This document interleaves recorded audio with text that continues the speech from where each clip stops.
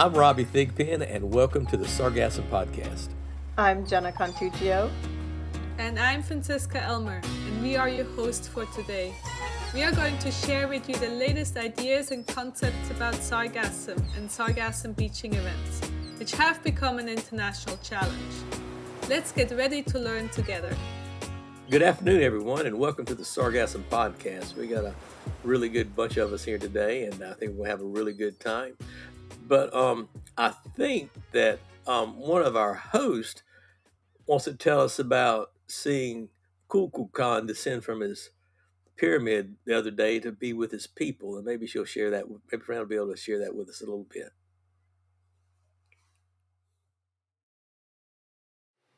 Yes, so Robbie has told me about this last year, and I didn't get to go because first of all, it was closed because of COVID, and I was also worried about too many people being there because of COVID. But this year, my auntie and uncle are visiting, and we were like, okay, they're visiting at the right time. Robbie wanted to come here for this, but then he couldn't make it. So on Saturday, the day before the equinox, we went to Chichen Itza to see this phenomenon where there is a shadow, a zigzaggy shadow on the pyramid stairs, so you can see the snake descending down. Well, what we didn't realize is that Yucatan is an hour behind Quintana Roo, so we got there an hour too early, and we wanted to see it, and it's like, oh, it's not happening. What is going on?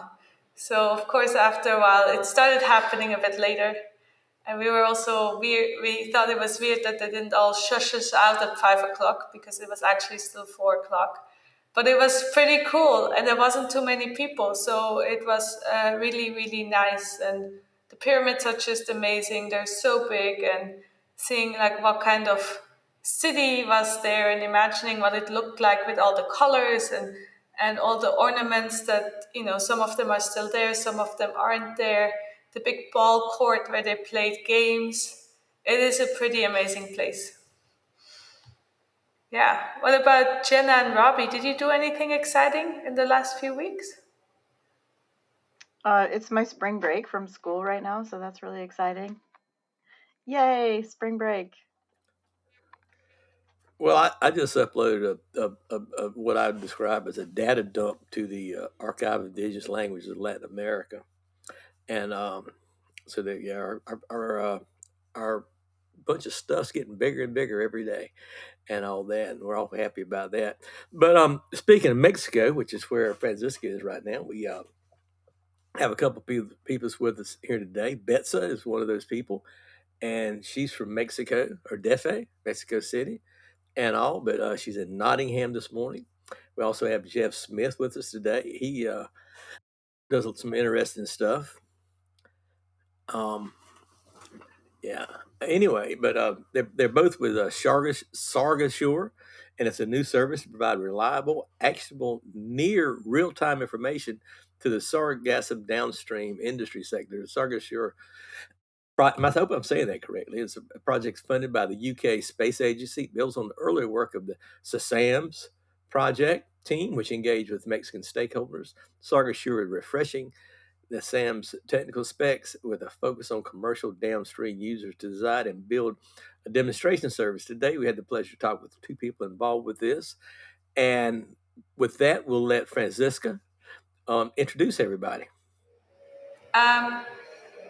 Dr. Geoff Smith works for Spectro Natura, and he's at the interface between the users, the service providers, and the technology developers.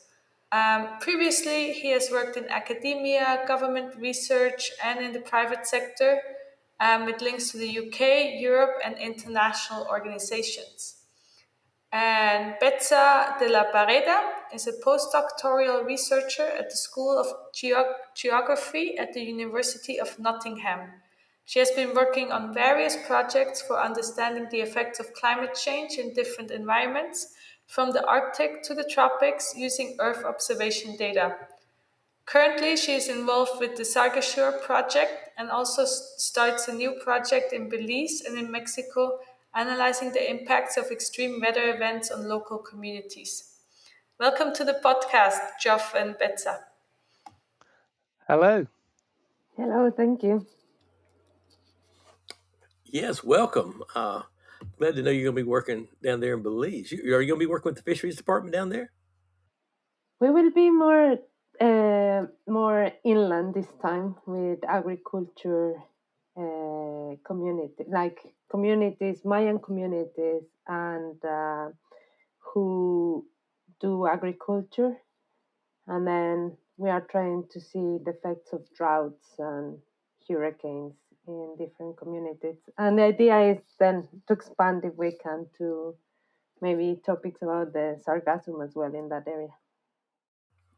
Excellent, excellent. I'm glad to hear that. And many times a lot of the people doing stuff, overlook these inland communities, and they're just as important as these fisheries too. So thank you. And I'm going to ask both of you a question, and both of you will want two different answers for this. Some other question, one of you might feel like you can answer the question better than other, but this one we want to answer for both of you.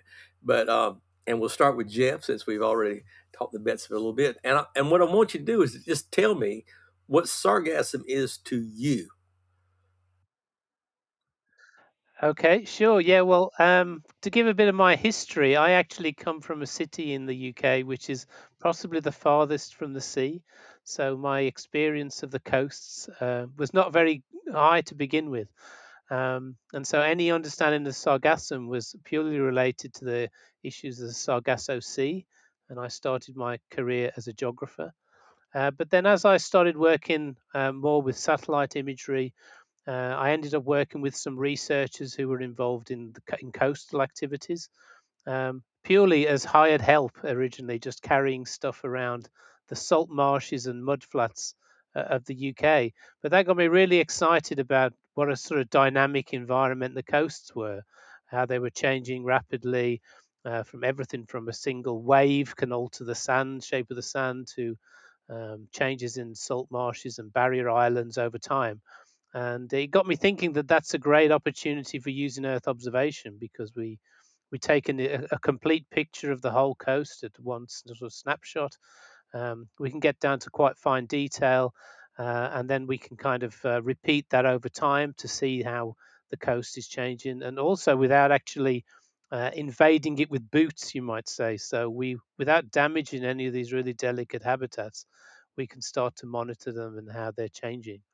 And I crossed paths with Betsa working on a much more conventional national land cover mapping project in the UK, and it was only later on in our sort of association that we then the idea of sargassum came up, and I think Betsa can probably then fill in how that next stage in her experience of sargassum. Yeah, that's actually a really nice story, and like everything went aligned and it happened. So there was this call from the UK Space Agency, and I've been working in the Yucatan Peninsula for since my PhD. So I've been always interested on the area, and there was this call of the UK Space Agency about like tackling a problem in a ODA country. So we talked a bit, Geoff and I, on the phone, but I was on the train towards Heathrow to take my flight to Mexico. And Geoff was going as well to, I think, Cambridge, and then we were both going to be in St. Pancras at the same time. And we realized when we were on our way, so we went for a pint in St. Pancras for a 45 minutes pint and talk about sargassum, and we decided to go for it. And then it's how SASAMS started as the first project, and then Sargassum. And yeah, it's been, for me, sargassum always was like just an habitat, marine habitat, and then I started realizing how was negatively impacted, like the tourism and all the coastal communities in Mexico. And as a remote sensing scientist, I was always thinking like there's something that we could do a lot to with remote sensing to help understanding a bit more of sargassum. And yeah, I think the meaning has been changing for me on time, like from being just an habitat to be like something that it was affecting the coastal communities and tourism in Mexico, and then an opportunity to track it with remote sensing, with Earth observation data, and working together to get to this like Sargassum that it's more like to provide like as an opportunity, Sargassum as an opportunity for using it. That's neat. I love the how you met and how you both started working together. So your focus is on sargassum detection on the Mexican Caribbean coast. Can you tell us a little bit about how sargassum travels in that region, how much reaches the coast versus goes further into the Gulf of Mexico? Yeah, I can't give you a huge amount of detail on that, as I'm not an oceanographer or a hydrodynamicist. But what is interesting through our project, working with um, people on the ground on the Mexican coast, is having that information not only about where the sargassum is, but also some information on the currents and the wind directions, etc. Especially in the coastal zone where you have the impacts of bathymetry, and that's really where you need local knowledge. And so our service is actually targeted almost at the people standing on the beach, standing on the quay, rather than looking at large scale movements at the sort of basin or whole Caribbean level. We want to be able to show people this is the situation yesterday. The Sargassum was a kilometre offshore, and then they can then use their local knowledge. I mean, even knowing which way the wind has been blowing for the last 24 hours will give them an idea of whether that sargassum is likely to pile up onto the beach, or will it move along the coast carried by a current, or are there reefs nearby which may sort of entrap the sargassum. So it's what we're proposing is a very sort of tactical service. So it's for real practical use. So not forecasting over long time periods, but by saying in a couple of days, these sort of things will happen, or if people have special requirements, such as if they're collecting large amounts of sargassum, we want to be able to direct them to the beaches where the largest quantities of sargassum are there, or the freshest amounts of sargassum. Right, so they then become much more efficient at doing the collection. They burn less fuel. They can respond much more quickly to events. So it's very sort of very tactical management. We know there are other services operating the Caribbean wide. The guys from the University of Southern Florida, that they produce some fantastic maps looking at the Great Sargassum Belt in the Atlantic and these pulses of sargassum moving into the Caribbean. But we're the kind of next step on from that. So once you know sargassum's in your area, you know exactly which cove is it going to collect in, which beach will it pile up on? Do you need to put a boom out? It's those kinds of questions that we want to help people answer.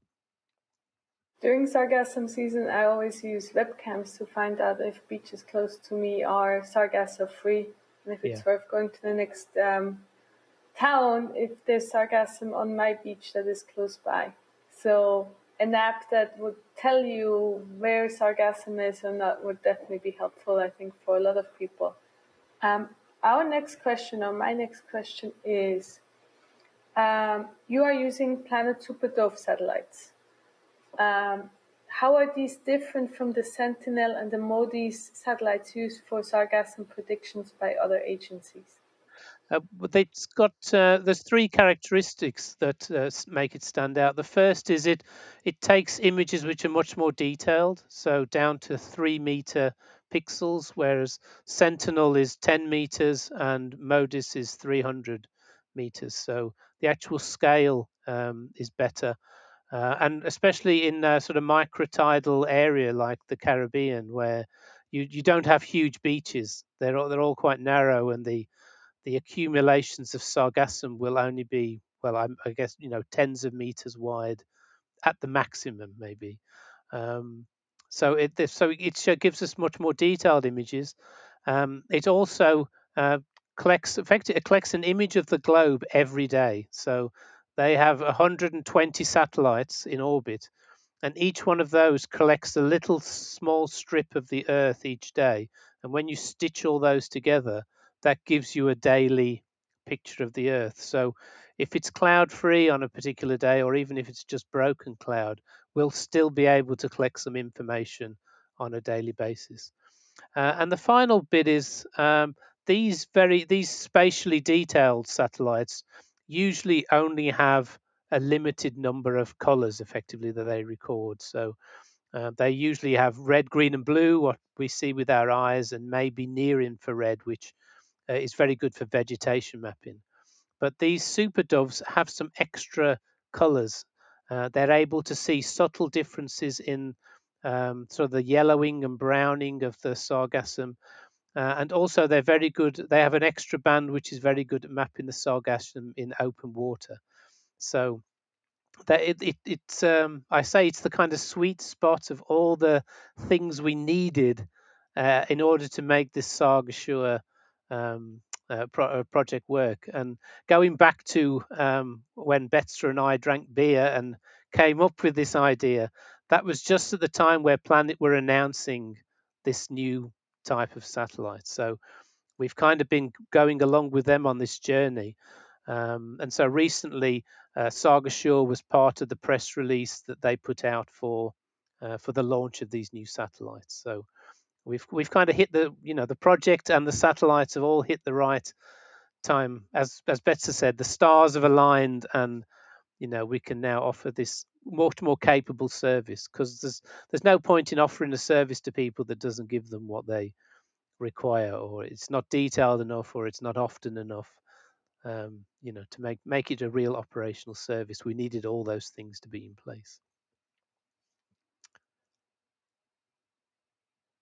And just Better. to add on, I would like to say that it's really interesting, all these extra bands that Geoff were talking about, because for the industry it's quite important to see like the status of sargassum, if it is fresh sargassum, if it is decaying, or if it is already dry and accumulated on the beach. So I think that gives also an extra thing that Sentinel or Modis would never give that information. Why are you focusing on commercial users? How are their needs different from other users? Do you want me Betsa, to do you want to go start? Yeah. first? Yeah, the main reason now that we focus on commercial is because we applied for this grant in the UK Space Agency that the main focus was to develop a commercial application. Previously, we started with SOSAMS, that it was more research and development, and it was more like discovering what were the needs of all users, from commercial to research to local communities. But then in this case, we were just applying for, well, we are just using like commercial users. However, I think that now we are focused on this, but the idea would be to expand to different users and to keep the research on this, and try to expand also to different areas, not just Mexico, for example, but but yeah, I think now it's commercial. The needs are a bit different, I would say, but at the same time the same. And this is that like everyone wants to know where is the sargassum and if it's going to beach or not. I think what the same as I said about this special, like a more detailed information could be really useful for commercial needs. That is different from people who does maybe research, or a hotel who wants to know how much sargassum is in their beach or approaching. So I think different images and different use of the information will give you different like outputs and will answer different needs. And do you want to complement something, Geoff? Yeah, no, that's exactly right. And I mean, it is The UK Space Agency is obviously funding companies in the UK and organisations to develop businesses and not just businesses, but to get people actively using Earth observation. And you usually require either some kind of regulation, some kind of policy, or some kind of industrial, commercial driver to, why do people want to know this information? To sort of take it more out of the academic domain and place it more in the operational domain. And it was purely, it was a kind of choice that we made as well, because the planet data it's commercial data, so the service will have to purchase that. So people using our service will have to pay a cost. Unfortunately, we can't make that freely available. But as we scale up, then the costs will obviously come down, as the costs of all satellite data has come down over time in the commercial sector. So it was a kind of tie up between making sure that we were providing information to people who were also then likely to become commercial customers. But then, as Betsa says, once the service is in place, we'd be able to offer then sort of access and subscription packages for universities, or maybe a local authority would want to purchase access, and then they could share the information to the general public or post it on their website, or so we needed to get effectively a foot in the door and allow us to set up the infrastructure. But once the infrastructure's running, the satellites just keep coming round. They don't, they do fall out of the sky eventually, but then they get replaced by new ones. So that's all happening. There's no setup cost in launching the satellites, and so we can then tailor the products and services to a much broader range of user communities. So yeah, the commercial aspect, but it's interesting because I mean, a commercial pull. If people, are using sargassum for biofuels or fertilizers or as some kind of feedstock for a chemical process, then that they will have constraints. I mean, I guess at the moment they just have to drive to the beach, look to see what the sargassum's like. Is it there? What's the quality? We could then take that cost out of their production cycle, so they will then get a benefit of being only going to the beaches where there's enough sargassum and it's the right quality. So I think that's a really sort of exciting opportunity. And then you then start to spin out to other ideas like the hotels, and do you want to boom out permanently, or do you take the booms in and out, and then or start collecting when material is building up on your booms. you know it's an exciting opportunity to sort of have this information at your fingertips, rather than having to go and collect it, and then make a decision. Each day you will effectively get a report to say what the situation is. So I think that's an exciting opportunity. You've pretty much already answered my next question, but maybe you can I don't know, lay it out more directly or talk about any plans for the future that you have too for the service to change. But what can your service deliver to its users? And I know like I said, we've kind of touched on some of that, but are there any plans to add in anything later? Are you guys looking towards the future as far as the product goes? Yeah, well, at the moment, what will happen if you were a user and you logged in? You're then able to identify your area of interest. So on a map, you're able to digitize. So if you were a hotel owner, for instance, you would digitize maybe the bit of beach or your local town or something. And then once that's in the system, each day we check the satellite archive to see if a new image has been acquired. And if it has, then we process that and pull out a map of the location of the sargassum and an indication of its sort of quality and volume. These are qualitative values because we have no ground reference to compare them against. But it will give you a scale of where the sargassum is accumulating and where there's just maybe a thin stripe, sort of things. And then once we've processed that, that stays in our archive, and we send the user, whoever's done the digital, who's set up the AI, they will get an alert then, which will tell them if there's sargassum in their area. And if there is, then they can then look at the application, or we can send them a report with pictures, showing them their area of landscape with the bands of sargassum, etc. There, so they could make a kind of visual assessment then, or they can go into our tool and they'll be able to see the same data, but see it in an interactive fashion. They could zoom in and out, switch different layers on and off. And they could even upload their own information. So if they have things like areas of beach that they have responsibility for, or if they have known locations of booms, etc., they could include that data and then examine our results in that context. So that's kind of what's going to be on offer now. But in the future, well, as I say, the almost the difficult part is to take the images from the satellites and convert them into sargassum maps. But once you have those, you can then the simplest thing might be to almost run an animation. Show me the last 5 days of maps, and you will see the sargassum moving around. And then again, back to the local knowledge, you can then use that information to say, oh, okay, well, it looks like this patch of sargassum is moving off, or oh, it looks like we'll land here.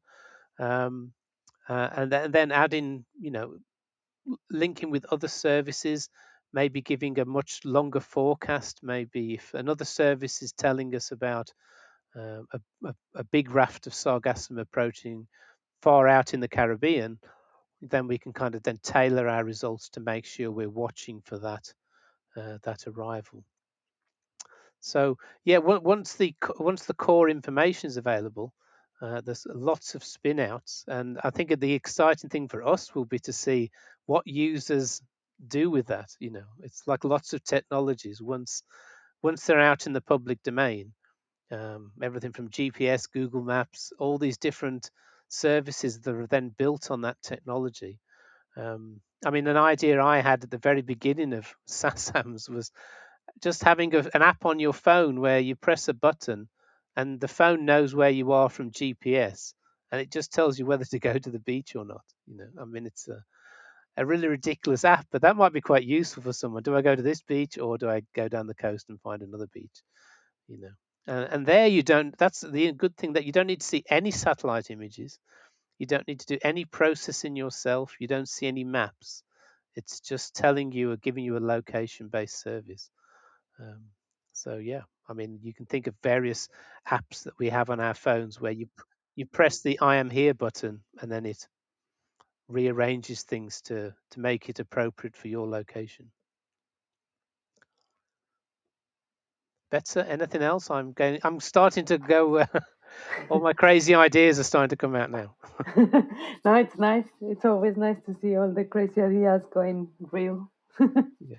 No, no, exactly what Geoff said, and also like all the combination with other data like wind or waves or stuff that everyone can put in or that we can actually partner with, then it would be a really nice way to see where the sargassum mats are moving, and local knowledge, as in everyone can actually like draw their own conclusions as well about like where is the sargassum going, and how can they tackle that.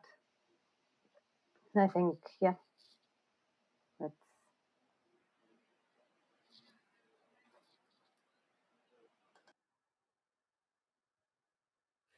Everybody, we're having some technical difficulties today, and Fran had to leave us. She's in a hotel in Merida, and I guess I don't know what happened, but she's no longer with us right now. I mean, she's still with us. She's just not recording with us, and all. And we got one last question we want to ask our guest today, and that is: your service is still being developed, and all. But how does it? You think it's going to affect users, positive or negative, and what kind of feedback are you hoping to get from them?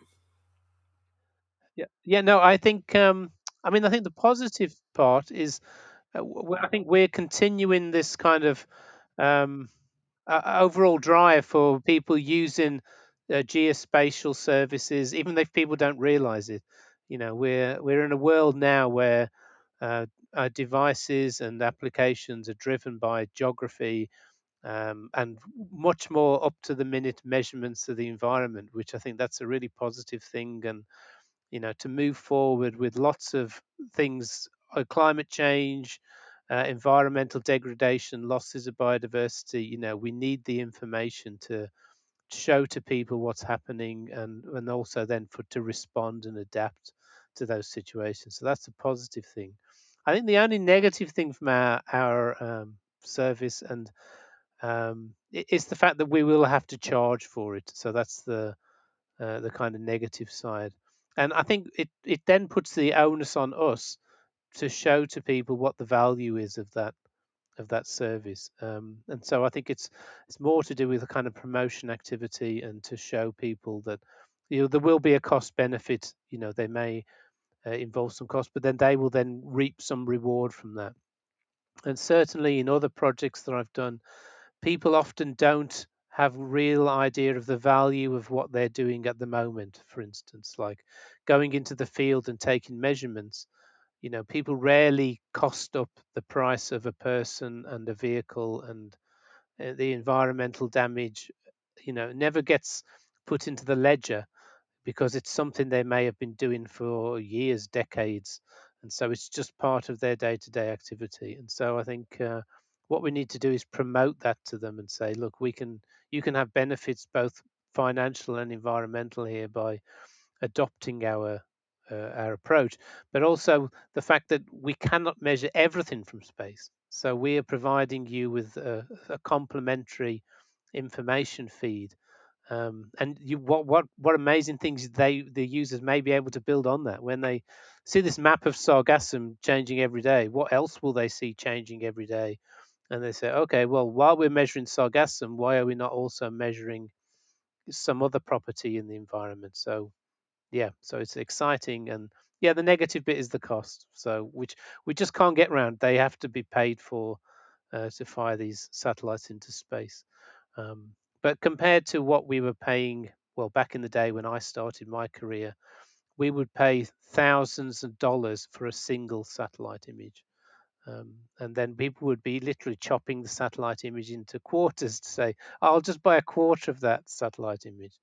Whereas now we may be paying for the imagery now, but we can effectively pay by the pixel.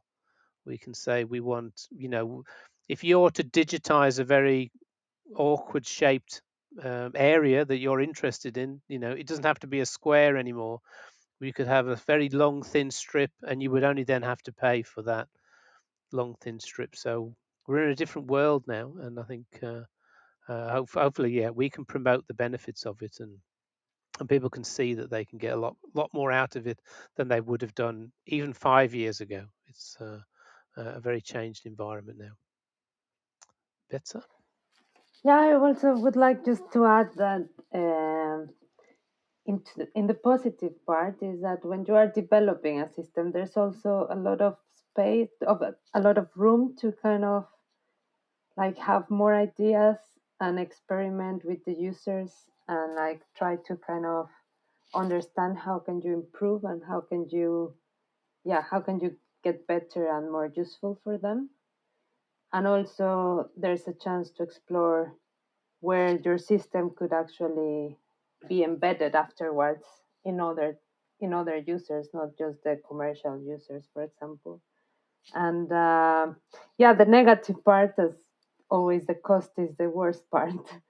But also, I think if if if we manage to expand and to be like a more like regional or more complete like service, well, complete is the wrong word, but like a more like a holistic service that could actually like bring the cost down perhaps, or maybe communicate with other like services as well, that will help to kind of have maybe a mix of like free information against like maybe a bit yeah, and more expensive information, let's say. But yeah, I think it's more positive being developing, because you have lots of opportunity to kind of like keep your imagination going on and trying to make these things happen. Yeah. And I think it's been a positive for me, as I said, coming from a city a long way from the sea.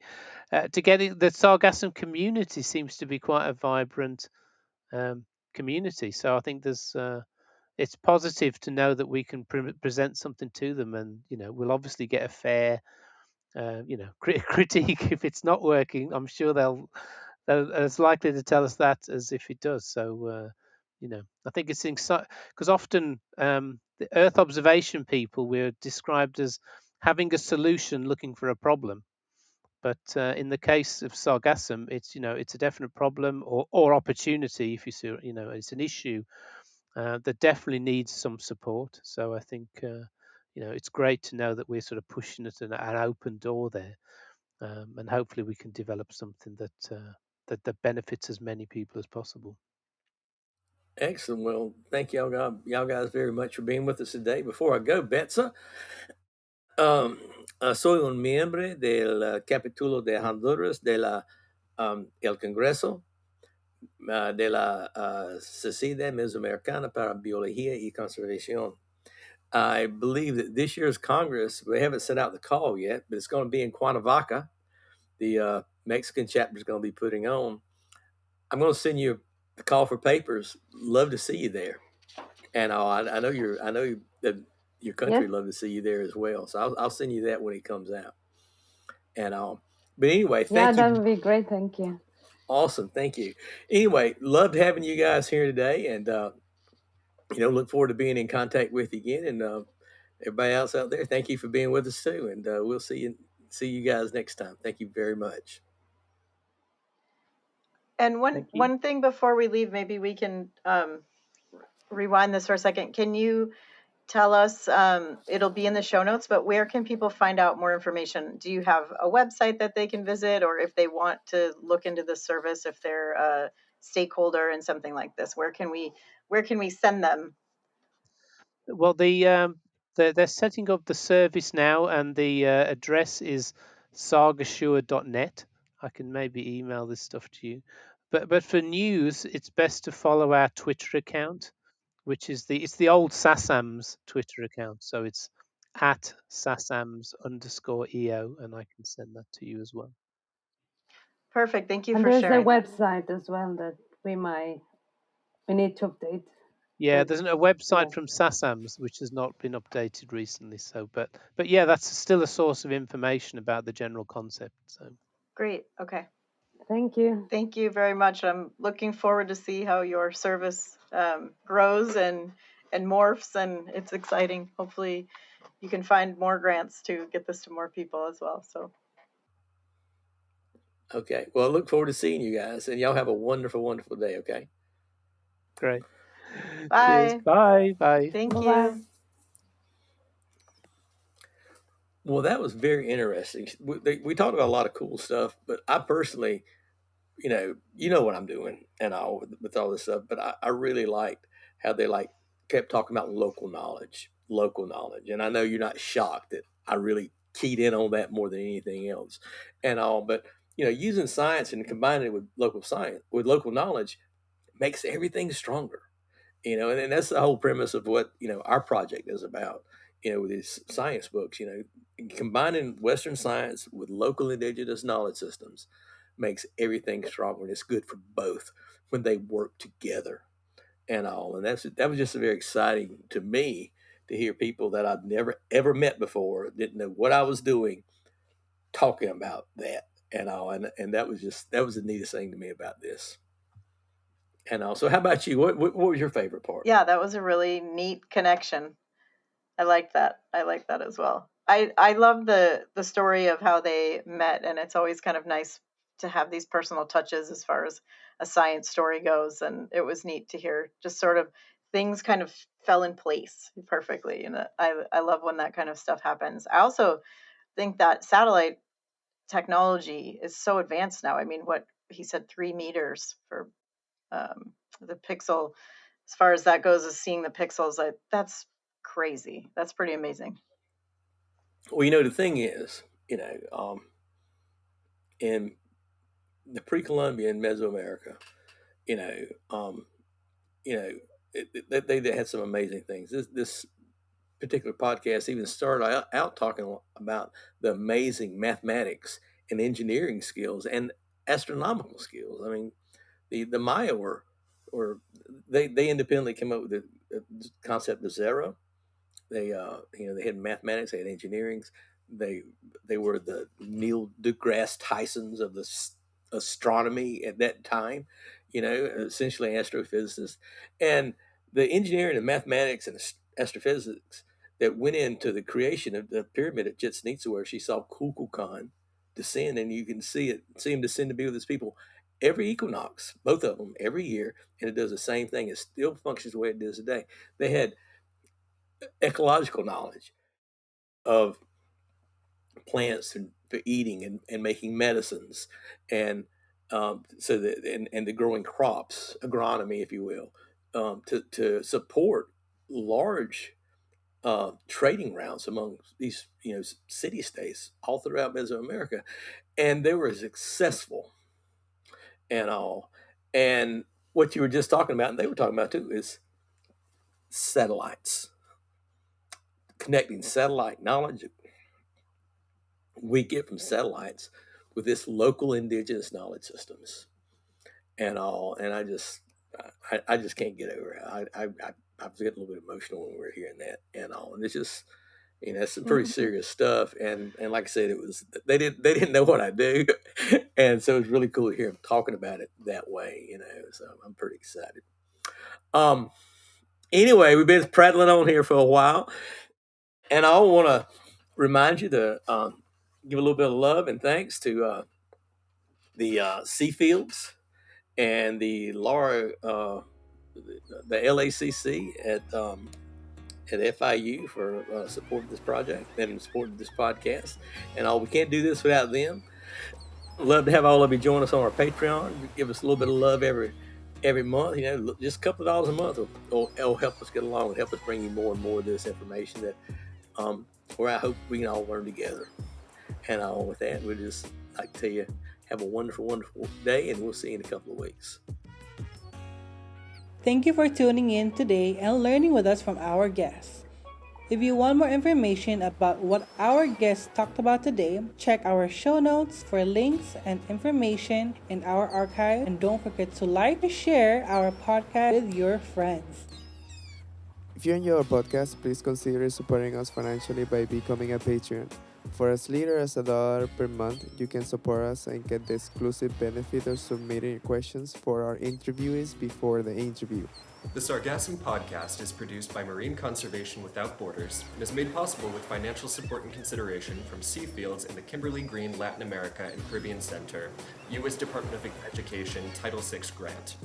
It is produced by Jose Martinez, Alex Danieli, Cleo Maridakis, Francisca Elmer, and Alois Lopez, and is hosted by Robbie Thigpen, Francisca Elmer, Jenna Cantuccio, Florence Menez, Cleo Maridakis, and Paula Diaz. We will be back in 2 weeks with another exciting guest. The music for the podcast is from the song Them Pray by Drizzle, the Rum Drama, an artist from Rotterdam.